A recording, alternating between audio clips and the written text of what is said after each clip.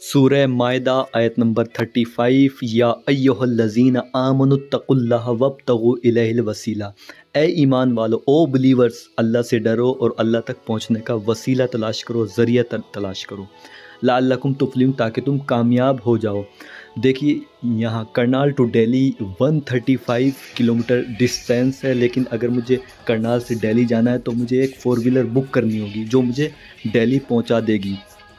تو ڈیلی تک پہنچنے کا ذریعہ 4 ویلر بنا، اسی طریقے سے اللہ تک پہنچنے کا جو ذریعہ ہے وہ امام حسن ہے، امام حسین ہے، مولا کائنات جناب فاطمہ رسول خدا ہے۔ سنی اسکالر کی بہت فیمس بک تفسیر ابن کثیر دمشقی، وہ اپنی کتاب میں لکھتے ہیں کہ جو وسیلہ ہے سورہ مائدہ کی آیت نمبر 35 کی ڈیٹیل میں، اس وسیلے سے مراد پنجتن پاک ہے۔ سورہ یوسف کی آیت 97-98 قالوا یا آبانا استغفر لنا ذنوبنا انا کنا خاطئین، جناب یعقوب جو نبی ہے، میسنجر آف گاڈ ہے، ان کے پاس ان کے بیٹے آتے ہیں، آنے کے بعد کہتے ہیں کہ ہمارے لیے اللہ سے مغفرت کی دعا کیجئے گا، دعا کا تقاضا کرتے ہیں، انا کنا خاطئین، کیونکہ ہم خطا کار ہیں، ہمارے لیے اللہ سے دعا کیجئے گا۔ یعنی جناب یعقوب کے بیٹوں نے ڈائریکٹ اللہ سے نہیں مانگا، انڈائریکٹ نبی کے ذریعے اللہ تک یہ دعا کا حکم جاری کیا، یعنی ہمارے لیے دعا کیجئے گا۔ اور جناب یعقوب جو نبی ہے انہوں نے بھی منع نہیں کیا، بلکہ دوسری آیت کیا کہتی، قالا سوف استغفر لکم ربی انہ هو غفور الرحیم، ان قریب تمہارے لیے میں اپنے رب کے پاس مغفرت کی دعا کروں گا، اور وہ یقیناً فورگیور ہے، ایکسیپٹر ہے، توبہ کو قبول کرنے والا ہے، اور وہ تمہیں بخش دے گا۔ دیکھیے اگر یہاں انڈائریکٹ مانگنا منع ہوتا تو جناب یعقوب جو نبی ہے، میسنجر آف گاڈ ہے، اپنے بیٹوں سے کہتے کہ نہیں، ڈائریکٹ اللہ سے مانگو، مجھ سے نہیں مانگو، منع کرتے، لیکن انہوں نے منع نہیں کیا، اور پھر ان کی تائید بھی کی، تصدیق بھی کی کہ اللہ تمہیں یقیناً بخش دے گا۔ سورہ نساء آیت نمبر 64 وما ارسلنا من رسول، اور ہم نے جس رسول کو بھی بھیجا بے اذن خدا اس لیے بھیجا کہ اس کی اطاعت کی جائے،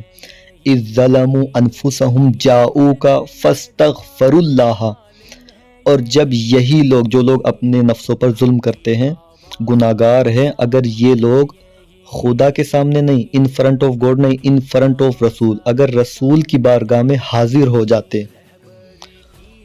فاستغفر لہم الرسول، اور اللہ کا رسول بھی ان کی مغفرت کے لیے دعا کرتا، ان کی مغفرت کے لیے دعا کرتا، تو یقیناً یہ لوگ بخش دیے جاتے، ان کی توبہ ایکسیپٹ ہو جاتی، قبول ہو جاتی۔ دیکھیے اگر نبی کے وسیلے سے خدا سے مانگنا غلط ہوتا، رونگ ہوتا، تو خدا بھی اس چیز کو فوربڈ کرتا، ڈینائی کرتا، اور رسول بھی اس چیز کو منع کرتے۔ اہل سنت کی 6 بڑی بکس میں سے ایک صحیح ترمذی، ان میں یہ روایت موجود ہے، ایک بلائنڈ مین، ایک اندھا آدمی رسول کی خدمت میں آیا، آنے کے بعد کہتا ہے، عثمان ابن حنیف اس کا نام تھا، آنے کے بعد کہتا ہے کہ اللہ سے میرے لیے دعا کیجئے گا کہ مجھے اللہ بینائی دے دے، روشنی دے دے، آنکھوں کی روشنی دے دے۔ تو رسول خدا نے کہا اگر شفا چاہتے ہو تو یہ دعا پڑھو، اس شخص کو دعا تعلیم کی، وہ دعا یہ ہے، اللہم انی اسألوک و اتوجہ الیک بنبیک محمد، یعنی اے رسول، اس دعا کا ترجمہ یہ کہ اے پروردگار میں تجھ سے مانگتا ہوں تیرے نبی کے وسیلے سے، تیرے نبی کے ذریعے سے۔ اگر نبی کو وسیلہ بنانا یا علی کو وسیلہ بنانا یا ایک اولیاء خدا کو وسیلہ بنانا منع ہوتا تو رسول خدا اس اندھے آدمی کو یہ دعا تعلیم نہ کرتے۔